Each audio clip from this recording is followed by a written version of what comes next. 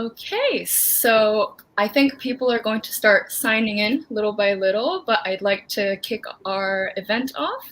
Welcome everyone to our very first installment of Hive Talks Present Startup Stories. My name is Mayuko and I'm a community lead at the Hive, a network of flexible co-working spaces for businesses at every stage across 7 countries in the Asia Pacific. You can learn more about our locations and memberships by contacting this email, contact@thehive.com, or heading over to our website at thehive.com. I'm coming to you live from our Tokyo branch, and I'm thrilled to be hosting this event today. Unlike some of our other event series, Startup Stories gives us a rare opportunity to feature and support those individuals who are still in the early stages of their entrepreneurial journey. Tonight, we're welcoming Rafael Masters, who is the principal co-founder and CEO of Vulcan Augmetics, a Vietnam-based startup that designs and manufactures affordable and modular prosthetics or robotic arms. A big welcome to you, Rafael, and thank you for joining me. Thank you very much for having me. Pleasure to be here. That's great. If at any point to our viewers, if you have any questions for Rafael, please pop it in the comment section wherever you're tuning in from, and we'll answer them at the end during the audience Q&A. So Rafael, if you're ready, I'm going to start the interview portion of this event. Yeah, sure. Okay, so for the people who are not familiar with Vulcan Augmetics yet, could you kick us off with an elevator pitch? Yeah, essentially we make, as you said, modular, affordable prosthetics that are specifically designed to be easily upgradable online and distributed in low infrastructure environments, i.e. developing and emerging nations. Well, this is one of them, as you can see.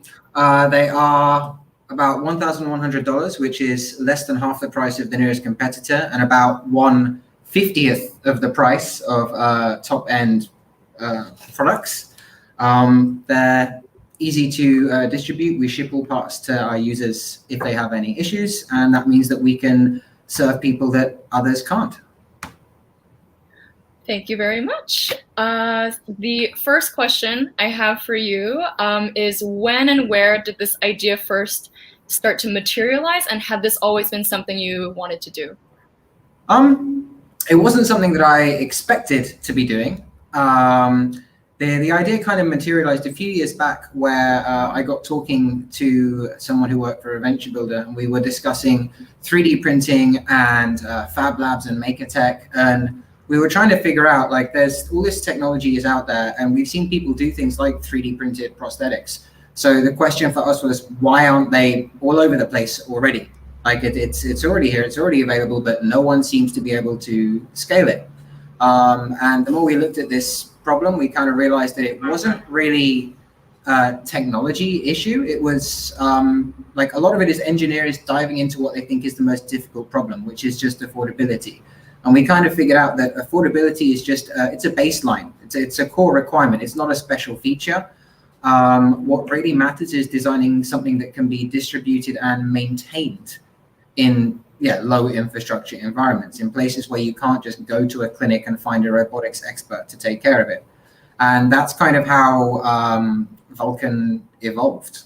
My personal experience for this is I grew up about 200 meters from the biggest disabled college in the UK.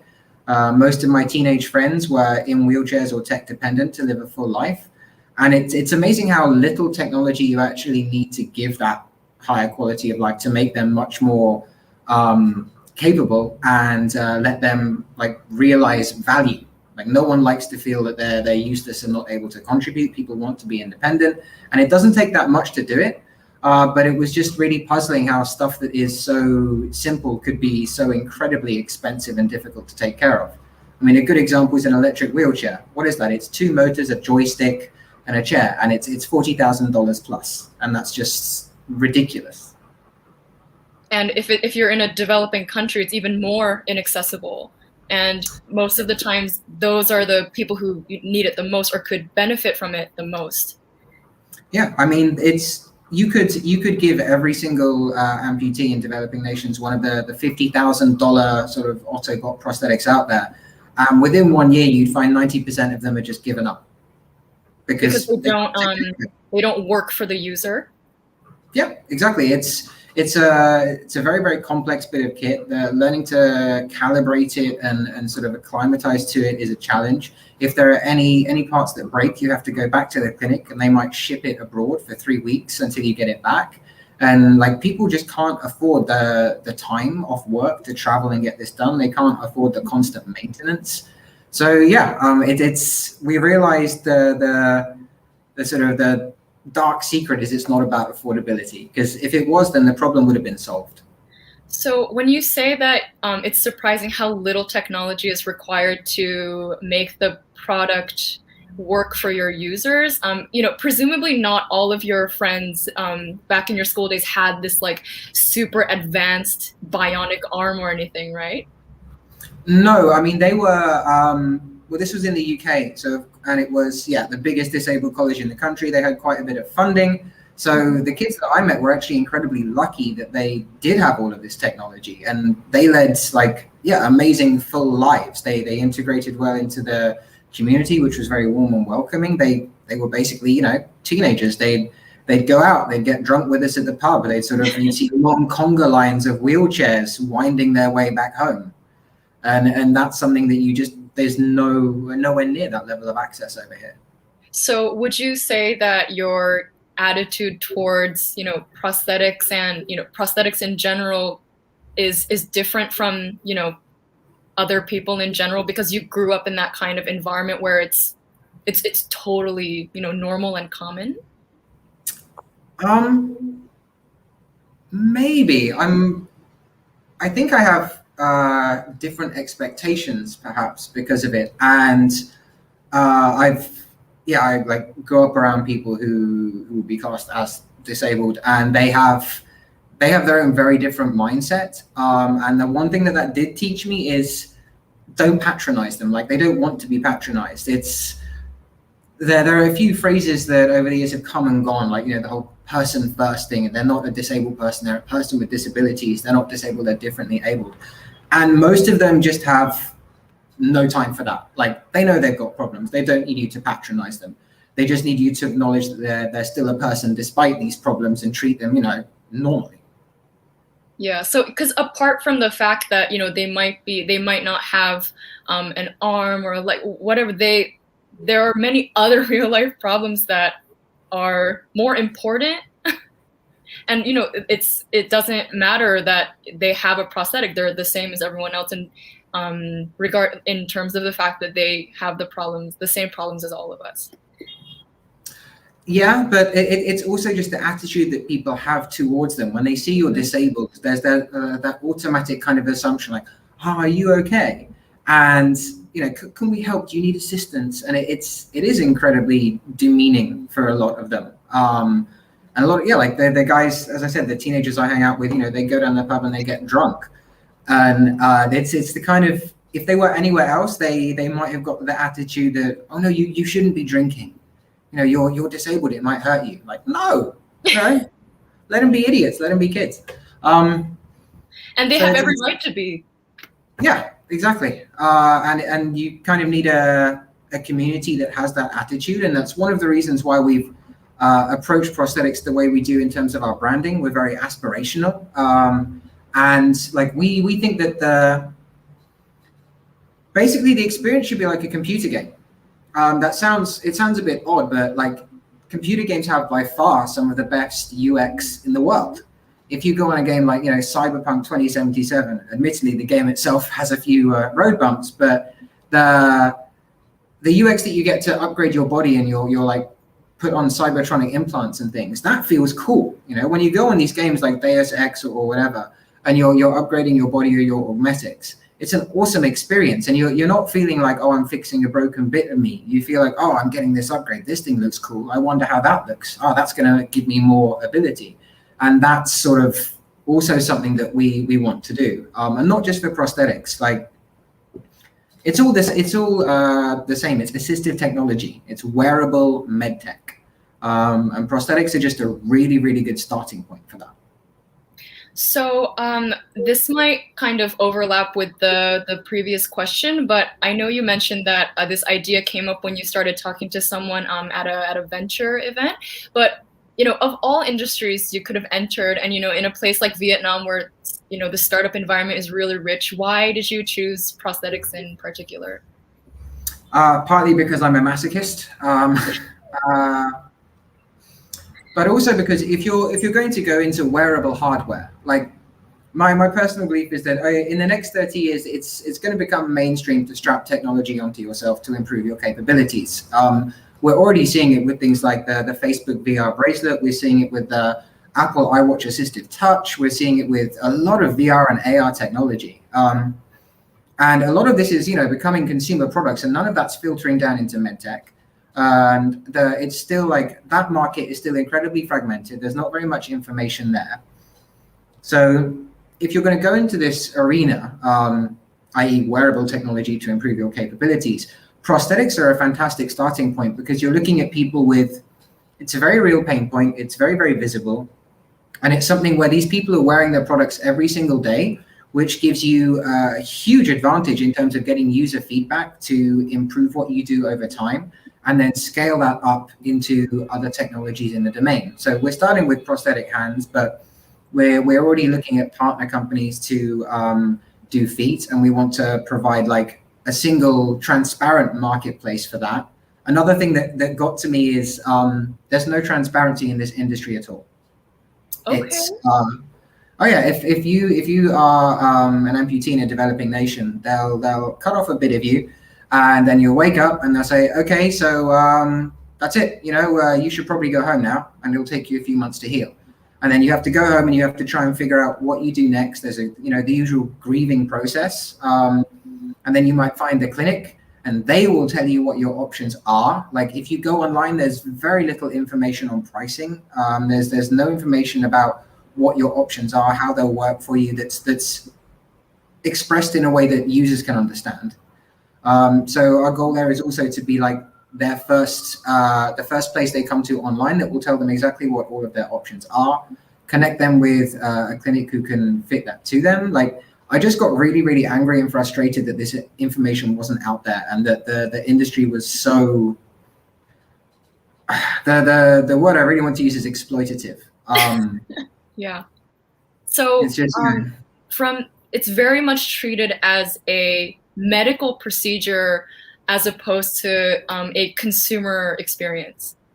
yeah, and it really, like, there's no reason why it should still be that way, especially for something like prosthetics, where you're not, if you were doing like robotic frames for the body, then that's something where, yeah, you do need a bit more regulation, and you do need to make sure that it's not gonna, be able to harm the user. But for something like prosthetics and prosthetic hands, especially, that's something where like it should be a lot more convenient than it currently is.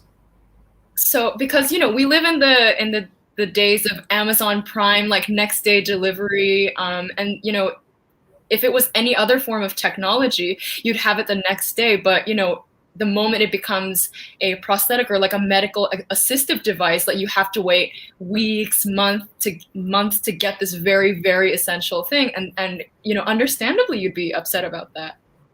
And the insurance is also a nightmare. There are very few options for financing. That's something that we've already sort of done. We've got a partner that we work with, EasyGop, that they provide interest-free financing over 6 months to our users. So, even if you don't have that insurance, and even if you don't have enough income to make the purchase all at one time, you can still defer it. But yeah, it's a very, very frustrating industry for the people that have to depend on it.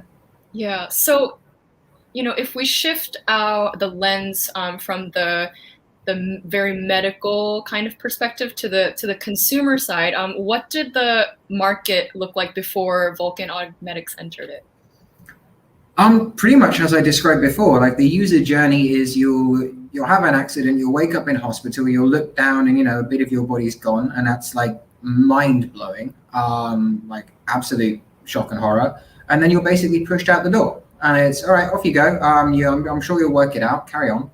And so yeah, they go home, they recover a bit, they'll look online. There won't be much information. They'll just have to go to a local clinic. And quite often the clinics will say, okay, well, what can you afford? Right, okay, so these are what your options are. Instead of just telling them upfront online, like, these are what the different products are, these are the kind of people they're suitable for, this is how much they cost, this is where you get them, you can order it now, and then just go collect at the clinic. And good luck to you. Well, for us, like having that thing where you can go online and have all that information and be connected to the clinic, that's something that's not done now. At the moment, it's just you go to the clinic and they will tell you what your options are. And those options are completely limited by what the clinic is comfortable providing or what they feel that they can sell or what they want to sell. Instead of it being like, here's a whole range of things, you pick the what, like all of these 500 of these different things will work for you, you pick the one that you like. It's no, you've got 5 options because we sell these 5 options and you can't afford 2 of them. And I don't really want to sell you one of them. So you've got 2 options. So you work, I guess your company offers a level of service that is, well, yeah, because the clinics don't really provide a service. They just provide options. Yeah, you'll go to the clinic, they'll stick the product on you, and that's about it. And another reason that you can't get high-end prosthetics very easily in these places is because the clinics don't have the technical skill to maintain them. You know, they're not robotics guys, they're not electricians. So another big advantage that we have there is that once the user's got it fitted, which is, you know, you do need a clinic for that. But once they've got the product fitted, all of the maintenance, all of the upgrades, all of the like anything else that they want to do, including a really strong community, comes straight through us. And that also makes the clinics a lot more comfortable distributing our products because they know that they are not going to have to deal with all the, you know, the hassle, and they don't require that much training to get them out the door. Right. And you also mentioned this before, but in terms of the cost, I know that there are other companies that are making like affordable robotic arms as well, but on the higher end, they can reach sort of astronomical prices, right?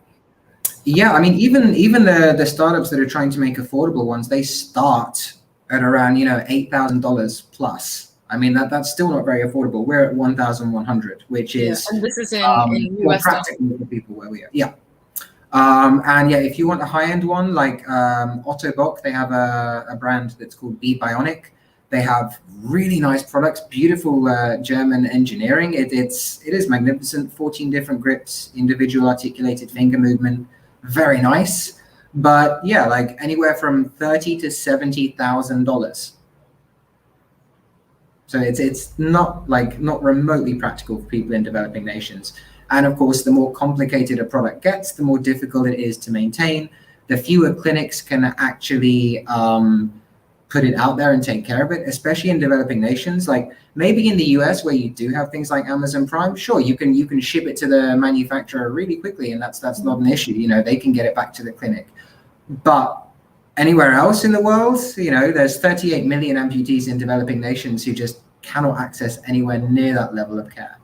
Yeah, and I think it's also a matter of just knowing or not knowing what is available to you, because you know prosthetics aren't really something you come across in like your everyday life, or you know, my everyday life anyway. So when I hear when I hear like robotic arm, I think of, you know, some like Alita, like RoboCop, like, you know, this really impressive looking thing. But when I hear the word prosthetics, I think of, you know, kind of like a primitive form of like an artificial limb, like, you know, not to offend anyone, but sort of like post like World War I, kind of this like stumpy, like beige thing. And so I guess, would it be appropriate to say that you're kind of trying to find like a healthy middle? Yeah, I guess so. I mean, part of the ethos or the belief that drives us, or me at least, is in the next 30 years or so, this technology is going to move from something that we use when we are injured to something that we use when we are old. You're going to get to, you know, like 80 something, you're going to have, you know, nerve damage or rheumatoid arthritis, and you're going to have the option of having a useless paralyzed arm where you're going to have the option of switching over. They're already doing this with things like osseo implants and the like. And that's kind of what we're preparing for. Like there are a lot of companies who are going super deep tech on this, and they're investing, millions and millions in how can we, integrate this with nerves or whatever. Our approach is fine. We'll let them do that. We'll let them, work on all these sort of super advanced control systems and nerve shunts and whatever. Like Elon is working on Neuralink. I think that's going to be quite fun. And our target is just once that's ready, we will have the hardware and the software to just make it smooth.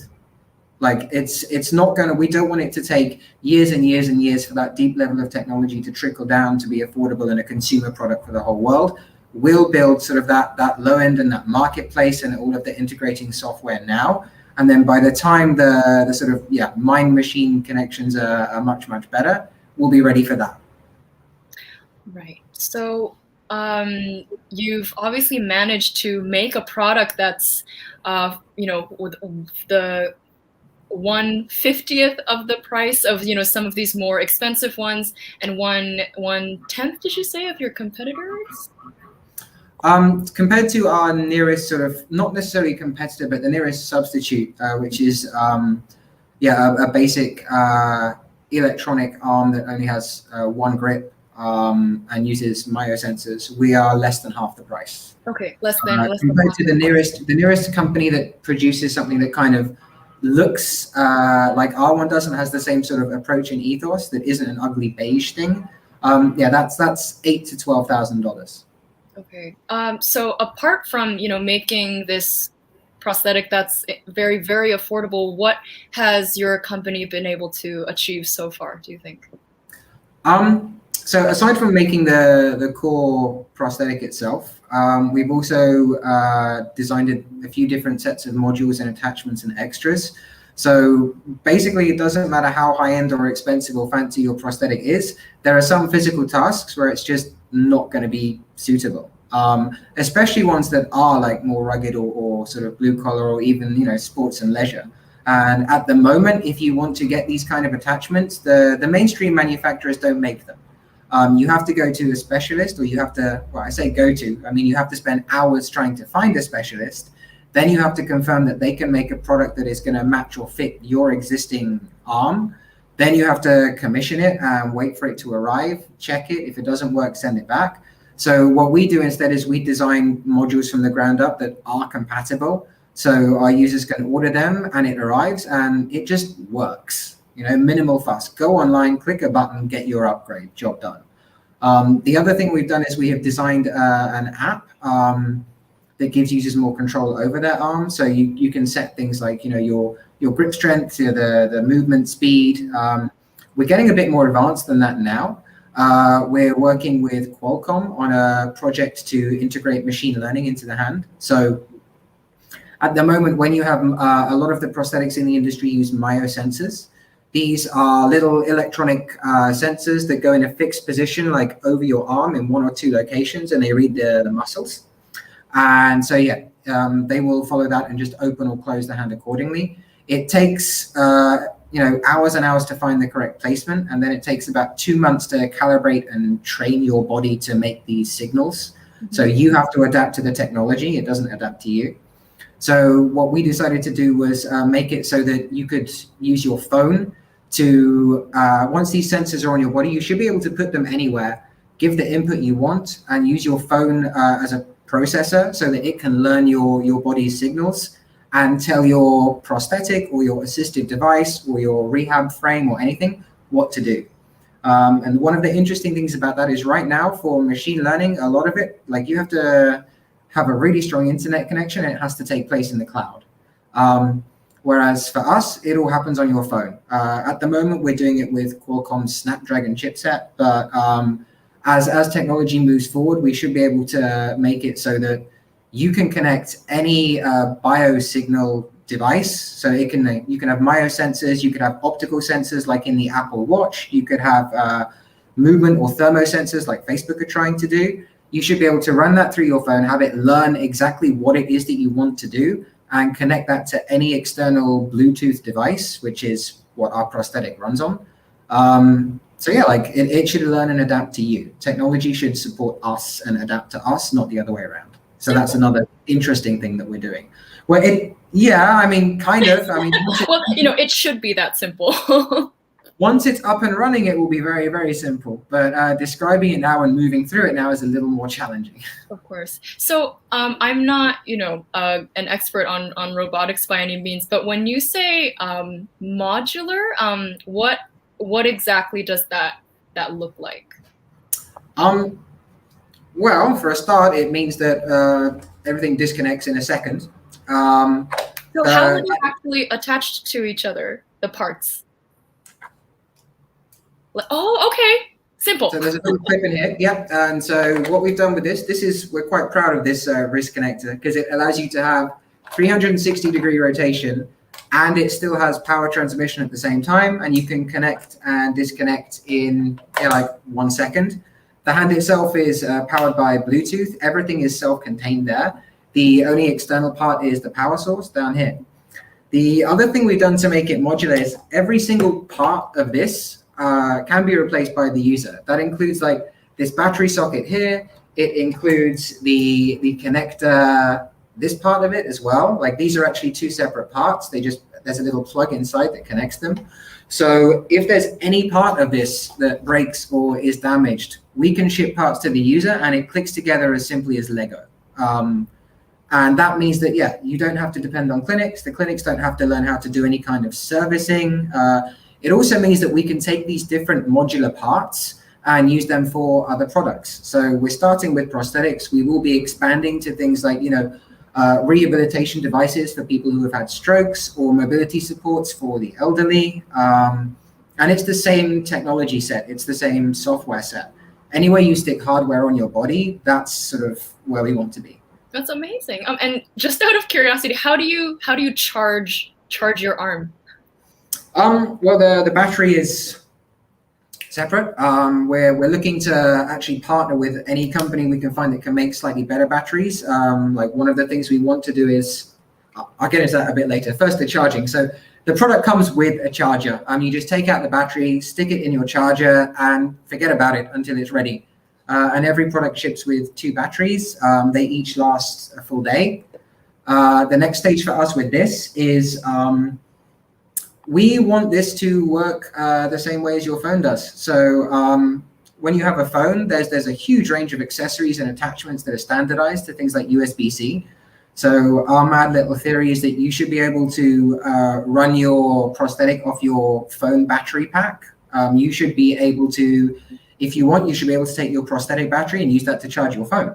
You should be able to use your phone to charge your prosthetic if you really, really want to. It's like, you just need to build in that commonality of components and power exchange, which again is more complex than it sounds, but it's something that just should be the case. Like it doesn't make any sense to have all of these electronic products around and just have them non-compatible. Mm-hmm. And there's so many possibilities. So I just wanted to share this image with our viewers because I just thought it was the most, incredible thing. This is one of the attachments that Vulcan Augmetics makes. And here we have, one of their users. But Rafael, do you want to talk a little bit about this? Yeah, sure. This is Yum. He's one of our brand ambassadors, actually, and one of our earliest fitted users. He's a pretty impressive guy. He's a PT. He's currently doing a lot of online training for people just because of COVID. He actually got into that after he lost his arm. Into personal training, you mean? Oh yeah. Like before, he was a weedy little guy. And yeah, he lost his arm, and well, I will tell you his story. It's probably a lot more emotional when he tells it, but basically, yeah, he was feeling very lost afterwards. A lot of people do. They have no idea what they're going to do. I mean, when you first lose your arm, it's life-changing.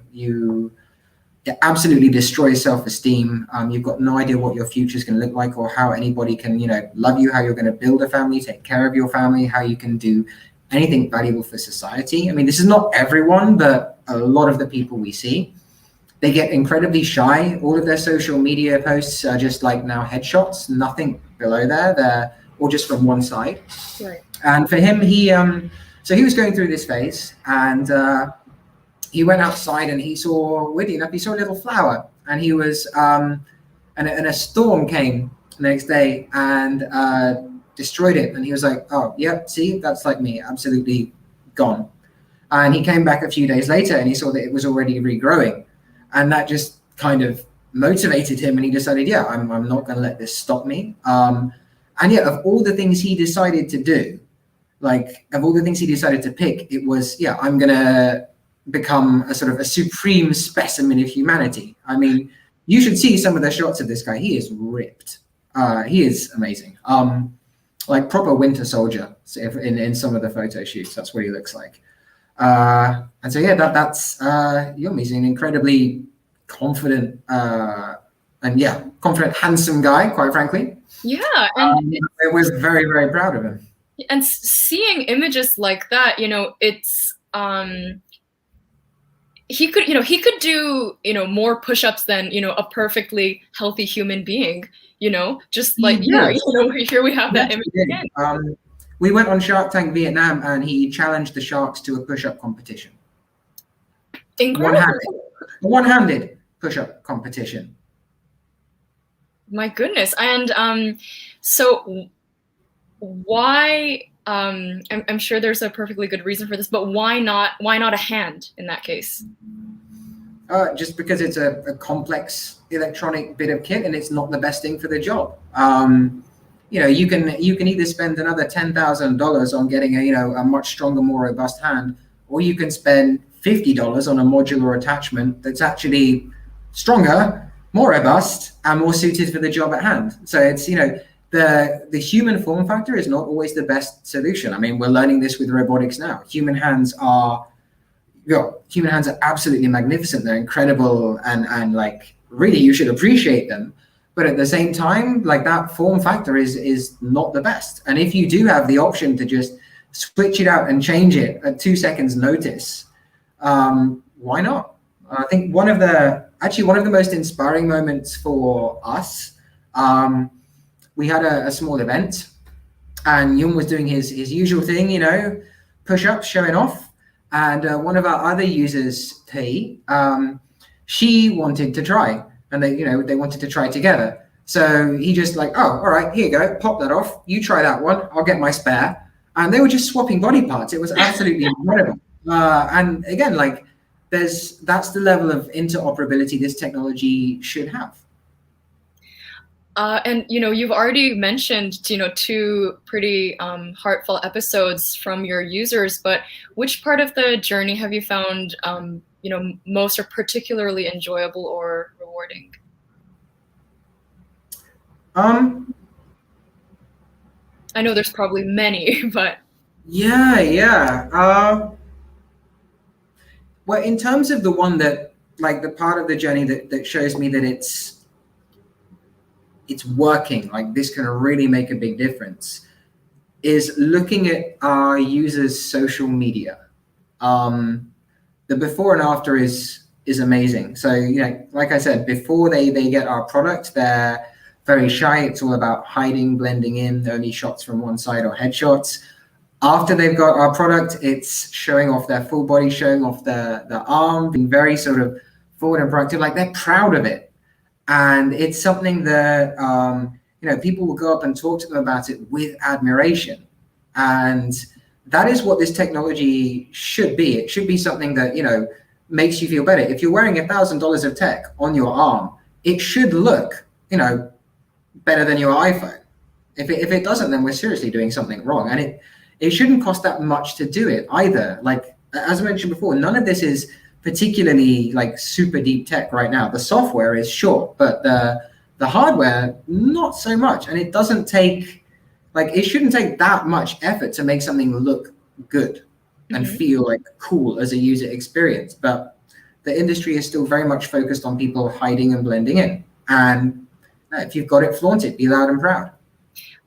Because if you just do like a quick search of on Google, like prosthetics and stigma, you have so many accounts of people saying they try to hide their limbs, but also it's not just that the users try to hide them, but I have a quote here: prosthetic limbs have aspired to be functional and invisible. They're designed to blend, to fade, to disappear seamlessly into a person's life, to catch no eyes and draw no gazes. But if you think about an iPhone, for example, you queue up, you buy it, and everyone's like, oh my God, you have the iPhone 13 or whatever gadget you've purchased the day before, and it absolutely should be like that. Yeah, 100%. I mean, this is something where, again, referring to video games, like if you're playing a video game and you see a guy walk around the corner and he's like 50% robotic or cyborg, your immediate reaction is, okay, I need to go back and level up because this guy's going to be tough.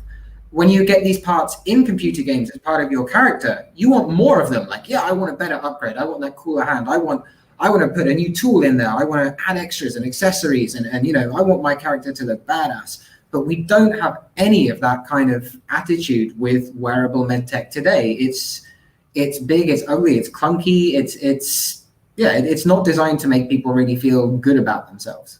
Mm-hmm. I read an interview on The Guardian, and this user mentioned that he's seen some prosthetics with like speakers built into them. So you could be like a walking boombox.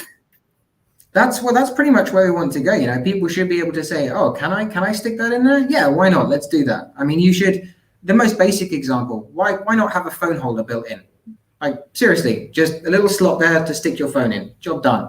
Mm-hmm. Why do you not have toolkits built in? Why do you not have flashlights built in? Like, there are a million things that we wander around with every single day. Even something like the battery, why is your battery not able to charge your phone? Mm-hmm.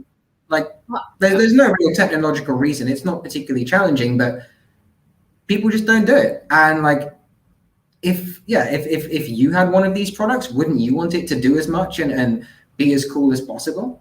So it's kind of the approach that we take. Yeah, and it's not about sometimes it's not even about how it looks, right? As you've mentioned, it's important that the user enjoys using it. The user thinks that it's doing the job, and you obviously work very closely with your clients and customers to get to that point. Yeah, I mean, for some tasks, the human, also if you're going out socially, the human form factor is a pretty good thing. But for other tasks, if you want to do something, that's more sort of industrial or sort of, physically challenging, then maybe you just want a really big badass claw that will grip stuff really strongly, is not going to get, burnt or damaged very easily. And now you can do more than a normal person can, because, I can pick up that red hot thing. You can't. Yeah, just think of the Terminator, for example. That's not quite the image we want to with our users. In terms of cybernetics being superior to the organic version, then yeah. Yeah, I'm just imagining the scene where he sinks into the lava. But anyway, in a previous interview, you've mentioned that the most challenging part of your journey has been investment and finding investors. But why do you think this is, and what would you say to an investor who's on the fence? Well, part of the challenge is they look at what we do, which is right now prosthetic hands for developing nations, and there are a few preconceptions that come with that. One of them is, okay, so the market is very limited. The other one is, you're targeting sort of developing nations, so there can't be a lot of money there. You'll basically have to be like a charity. And the final one is, of course, it's medical and hardware. And if you don't already have millions and millions of dollars of funding, it's very rare to find a company that can push this forward. I mean, we've had less than $200,000 of funding, and we've managed to take a medical device to market in under 3 years, which is faster than companies we know that have had over $1 million of funding. So I guess what I'd say there is look at the longer term plan. So one, it's not just prosthetic hands. Prosthetics are a starting platform to get these, let's say these first 38 million or so people on board, and they're going to help us develop the technology, develop the control systems, develop the software and the machine learning capability The long-term goal is to be a gateway for Vulcan, to be a gateway to any wearable technology. Like we see that being huge in the future. I mean, you can look at something like exosuits that they're currently building for factories. Well, they don't happen to have a market of 38 million people who are waiting to help them develop the control sets. We do. And it's yeah, so I think it's part of it is that they look at what we are and they only see what we are now. And when we talk about you kind of get trapped because with VCs they want to see a big vision and they also want to see really good focus on what you're doing right now. And we can generally only have time to talk about one or the other. If we talk about the big vision, being the gateway to all wearable technology, being the Apple of sticking hardware on your body, then they just go, oh, that's unfeasible. And if we talk about what we're doing now, i.e. prosthetic hands as step one, they go, oh, that's not a big enough market or big enough vision. And of course, the final thing is, yeah, we do hardware in a world that is dominated by software. And if they have, if you've got a company that only requires a few developers and you can throw some money at it and they can just, immediately roll out this website to the entire world. And on the other hand, you've got a company that's making hardware and has, a longer journey with, I'd say also with higher risk, it's more difficult to pivot and switch in hardware.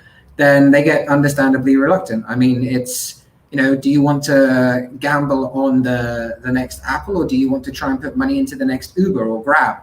I mean, one of the two can theoretically scale a lot faster, but at the end of the day, one of them has a much bigger market cap. It just depends on the VC's appetite and vision. And so there's so much potential for growth. With the iPhone, for example, like every time there's a new model, it's like you question what has actually been updated. But for Vulcan, for example, yes, the work that you're doing might be considered something like a social enterprise, but you're out to be profitable. Yeah, I mean, we kind of think of it as a razor and blades model. You get the basic product out to people, or you need to have that starting basic product. And because it's modular, instead of them having to do what people do now, which is every 3 years you spend $10,000 on a new product, instead of that, you just go online, open the app, and order your little upgrade for today. Like maybe today I'll upgrade the grip. Maybe tomorrow I'll get a more powerful battery. Maybe in a few months I might get an extra cover or have a built-in flashlight. Maybe a few months after that I'll upgrade my control system. And so it's a very different business model to what you see in most of the prosthetics industry, and it's also one that has a lot more potential to scale. And at the end of the day, for us at least, the big question is like, how much do you think the market for the human body is worth? Not prosthetics. How much do you think the market for the human body is worth? When this technology becomes mainstream, how many people in the world do you think are going to prefer to have, cybernetic body parts or organic parts that literally don't work? Because it's not just about amputees. No, not at all. I mean, you're looking at sort of stroke victims, you're looking at the elderly, you're looking at people with cerebral palsy, you're looking at people with MD, with MS. It's the market is absolutely vast, but we can't really sort of talk about that a lot to investors now because they're like, okay, so what's your current business plan for the next 2 years? It's more about the possibilities. I actually saw an image today. I don't know if you're like the third thumb, where it's an attachment that you can put on, so you have another thumb like here. Yeah, seen them. They're pretty cool. So in addition to the people who have a medical need for these devices, you also have people, who live in the age of technology who, just want to try having a really cool attachment, sort of like a phone. I like. Is the eventual goal, I should say. Well, one of my hobbies is actually like crafting and painting miniatures. And honestly, there are times when you do want a third hand. Like you want to be able to hold something, rotate it, paint it, and like get in and like, yeah, having a third hand that you could control or an extra facility for grip would be incredibly useful.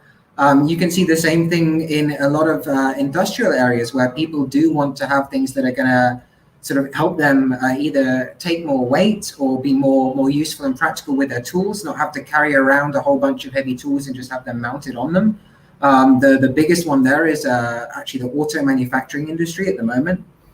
And if you want to be really, really wild, like we're getting pretty excited about space exploration. And I think that's also somewhere where we are going to see, as that expands, we're going to see a lot more injuries there, but we're also going to see a lot bigger need for people to be able to, maneuver with very heavy equipment on. And you can't do that with just your like organic body strength. They're going to need stuff that is motorized and that does respond instinctively to their body's biosignals. And that's also the reason why like we're jumping into this machine learning project at the moment, because we want to at least get that part available as soon as possible. All right. And Vulcan Augmetics, of course, is one of the many startups based in Vietnam, and you have set an incredible track record of getting out. I'm not sure if this is the right technical term, but like ready for market in such a short period of time. But what has it been like to found and operate your company in Vietnam? Challenging at times. There's quite a bit of it's a very weird balance over here. Like occasionally there is a ton of paperwork, and for some things there's basically no framework at all. There's an amazing wealth of talent here. There are a lot of good engineers and some amazing developers. I mean, some of the companies that are coming out of Vietnam at the moment are trailblazing. I mean, Sky Mavis and Axie Infinity have gone to a multi-billion-dollar valuation in under a year. They have some really good coders. So I think it's somewhere where you can develop and build and push and iterate quite fast. I'm not necessarily going to say it's a world-leading deep tech hub. There's still definitely if you're going to look regionally, Singapore is still the place to go for that. But yeah, if you want to at least make a start for a very practical like cost point, it's very good. They have a very young population. They've got something like 70% full internet penetration. Like they are a really online bunch of people. I mean, another weird example is it's the #1 country in the world for cryptocurrency adaptation, which is really, it's really odd considering it's a country that most people would not associate with this. But they are very, very forward thinking. They're very, very sort of technologically inclined. They love being able to do things conveniently online. They love new gadgets. It's the kind of place where you can actually make this idea viable. It does take a bit of educating the market, especially because amputees don't know that this technology is out there. Like I said, the industry is very opaque and there's not a lot of information that tells them what's available. So if you can educate your market, then Vietnam is an incredible place to start a company, especially one with a strong online or software component. Mm-hmm. I read a statistic that was, I think, and it might have changed since then, but 56%, I think, of Vietnam is under 35. So it's an incredibly young country. So yeah, there might be a lot of training that you have to do, but because so many people are young, they'll, I guess perhaps the absorption rate could be a lot faster or higher than countries elsewhere where the average age is a little higher. In Japan, for example, I think 40% of the country is over 60, I believe. So 1 out of 4 people is an elderly person, and Japan is not the strongest in terms of technology and internet use. So would you say there have been unique benefits to running your company in Vietnam? Yeah, definitely. I mean, as I said, this young population is very, very connected and online. They are very open to a lot of new ideas. There's been an amazing cultural change just over the last 20 years. The extent to which sort of opinions and the culture has moved forward and progressed is phenomenal. Like it's kind of an unrelated thing to this, but the nearest example I can think of is like their attitude to LGBT, their attitude to things like single parents, their attitude to things like childcare and child development and education. They've had a massive like leap forward. Even in the last decade or so, it's been quite clear to see. So it is somewhere where you can find people that are open to new ideas and will jump on with enthusiasm. And also somewhere where you can find a lot of talented engineers and developers. And of course, labor prices are much more affordable compared to the West. So you can build a company on a much smaller budget. Because some of the higher end prosthetics companies, the ones who make arms that are $30,000 to $50,000 a piece, they tend to be located in the States or Europe, or the majority of them are in the US and EU. Yeah, there are very, very few that are based in outside there. There is Telin, who are in Taiwan. They're pretty good. There are also quite a few in China that are sort of more low cost. But Telin suffer from the similar challenges to Ottobock and Osu, which is distribution. Like clinics in developing nations do not have the training or technical expertise to feel comfortable with these products. And in the case of the low-cost Chinese companies, like any product you can make, they can make cheaper. But they really struggle with distribution, customer service, networking, building trust with the clinics. It's like if that were the solution, then there wouldn't be a problem. That's kind of what the industry looks like. We're the only company we know of that is making this level of product in a developing nation. The exception there actually would probably be India and Pakistan are actually doing pretty well. Like they also have a few companies that are trying to take the same approach. Most of them are still, any mechatronic ones are still higher priced than us, but they are also capable of rolling out higher tech products at a slightly more affordable price point. But then, they still struggle with designing to distribute, which is what we started with. So that's where we come back to this issue of transparency. China, we know that transparency is not one of its strong suits or priorities, I suppose. But with Vulcan, it seems that, if I had a question or if I was interested in one of your products, I could just, go online immediately and just get in touch with an expert. Yeah, I mean, for our users, we are the trusted voice, and that is our goal is to be that for everyone. I actually had this thought about a month or so ago. We were trying to figure out or revisit what is our company culture. And we were asked the question, well, what is one of the things that you simply will refuse to stop doing? And I figured out that actually it doesn't matter what problem people have when they come to us, we will try to help. So anyone who has any kind of issue, they'll come to us. And even if we can't help them, we will forward them on to someone who can.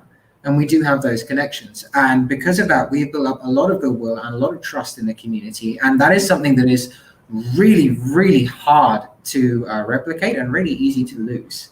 And that's also part of our long-term strategy. We want to be the online gateway and the first stop for anyone who has a problem with their body and thinks that, wearable hardware may be the answer. And if they reach out to us, even if we don't have the product, we have partners who do. And that's admittedly we benefit there also because of course we're going to get affiliation or a commission or something like that, but what really matters is we are that trusted voice and that people will go through us, and when they have a problem we're the ones they turn to, and that's something that is really hard for any other competitor to come near.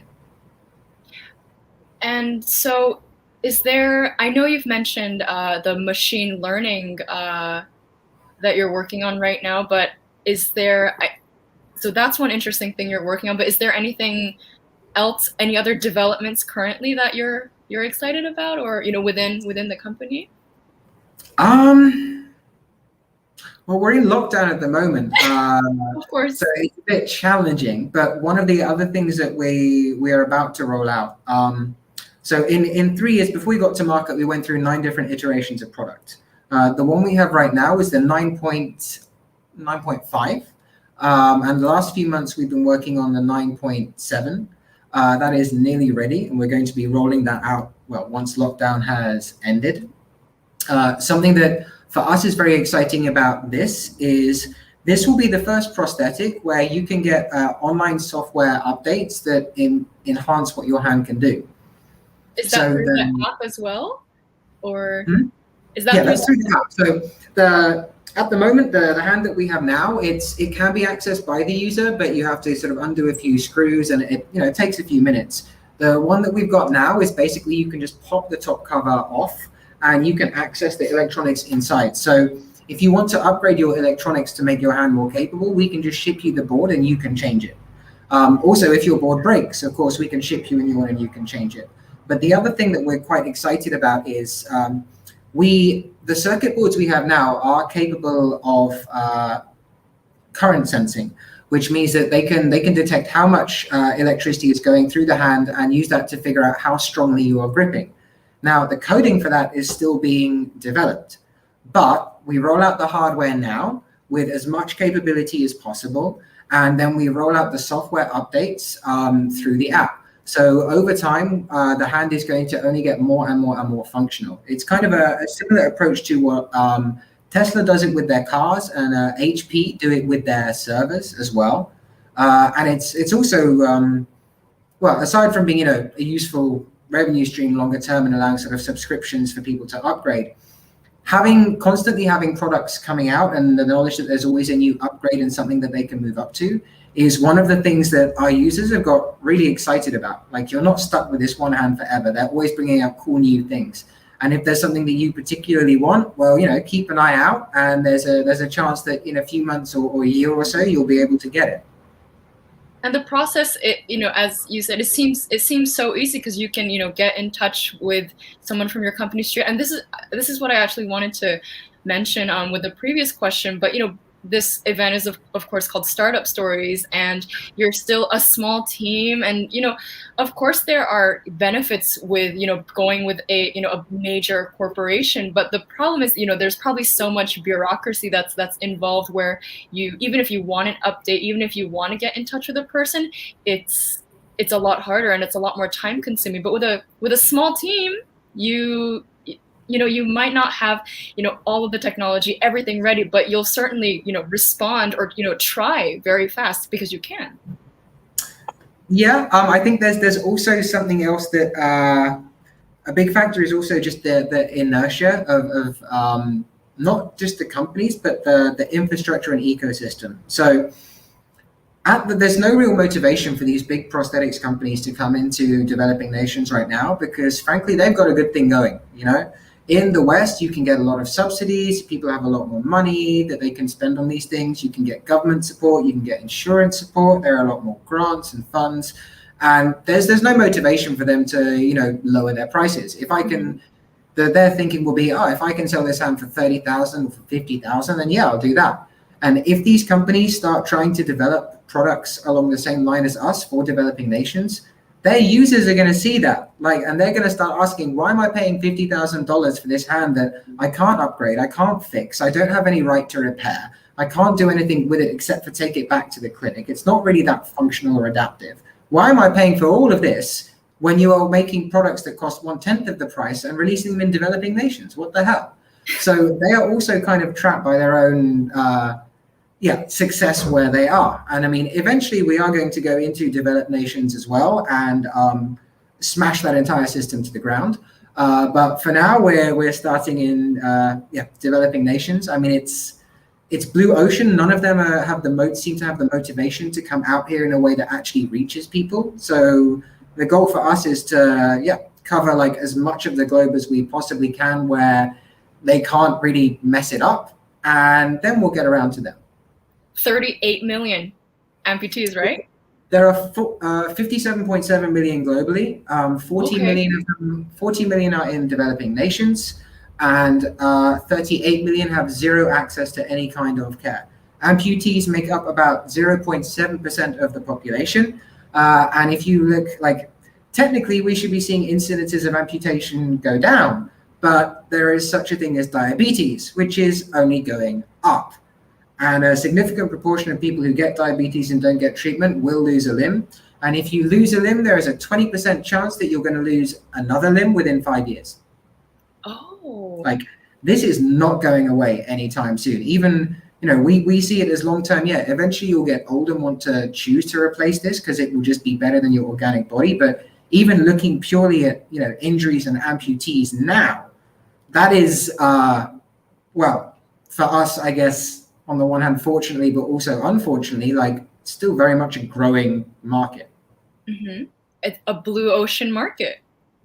Yeah, in developing nations, absolutely. Like the big companies simply don't have the product or the mindset or the distribution to really get out there. Mm-hmm. And just before we go into the audience Q&A, I just want to know, robotic arms can be very expensive. They're difficult to make, can be expensive to make.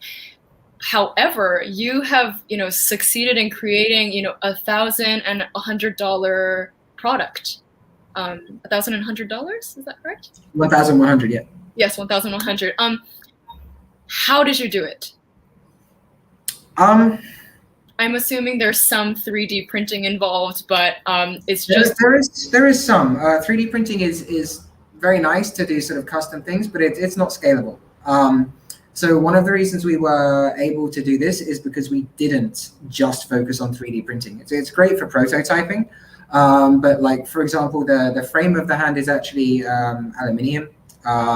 We heat mold our own silicone in house to create the grips and fingers. Sure, some of it is also 3D printed for now. Eventually, we're going to open source the cover designs and let people contribute and buy their own covers through our marketplace. So that's something that will also cut down costs for accessories. And the other thing is we haven't dived into engineering for engineering's sake. Like you will often see that engineers will get very, very excited about sort of being able to make these super functional things. And there are a load of designs online for 3D printed hands that have all of this advanced finger movement and the like. But most users don't really need that. It doesn't practically, like in terms of the extra value they get versus the extra cost that they will have to pay, the equation just doesn't work out for most users in developing nations. If it looks like a human hand and you've got multiple grips and it's still sort of functional, you don't need to make it super complicated. I think one final thing that we have been able to do that we're quite proud of is because of some rather cunning mechanical design, our hand can offer several different grips only using one servo or motor. Most prosthetics are going to use multiple servos and motors, which drives the price up. It lowers the use time. It increases the overheating. It means you need much bigger circuit boards and more drivers. So we've also been able to, we believe in efficient engineering, not necessarily deep engineering, if that makes sense. Yeah, so eventually we'll do these premium complex models, but for now, phase one, it's about getting stuff on people that works and as many of them as possible. So yeah, efficient engineering. So you streamlined the process and taken what's unnecessary and not doing much at all to pare it down to this, simple but efficient and effective design. And good looking. That's another really key thing. Just because it's affordable, that doesn't mean it can't look absolutely awesome.